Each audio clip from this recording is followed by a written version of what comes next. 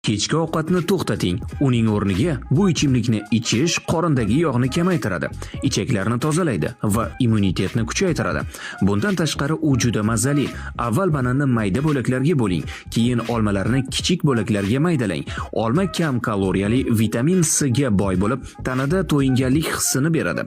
Ularni blenderga solib, 1 qoshiq asal va 1 stakan sut qo'shing. Bir xil massa hosil bo'lguncha aralashtiring. Natijada organizmni zarur ozuqa moddalari va quvvat bilan ta'minlaydigan ortiqcha kaloriyasiz to'yimli kokteyl hosil bo'ladi. Kechki ovqatni to'xtating. Uning o'rniga bu ichimlikni ichish qorindagi yog'ni kamaytiradi, ichaklarni tozalaydi va immunitetni kuchaytiradi.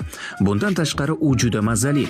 Avval bananni mayda bo'laklarga bo'ling, keyin olmalarni kichik bo'laklarga maydalang.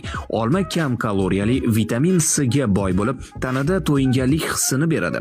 Ularni blenderga solib, 1 qoshiq asal va 1 stakan sut qo'shing. Bir xil massa hosil bo'lguncha aralashtiring. Natijada organizmni zarur ozuqa moddalari va quvvat bilan ta'minlaydigan ortiqcha kaloriyasiz to'yimli kokteyl hosil bo'ladi.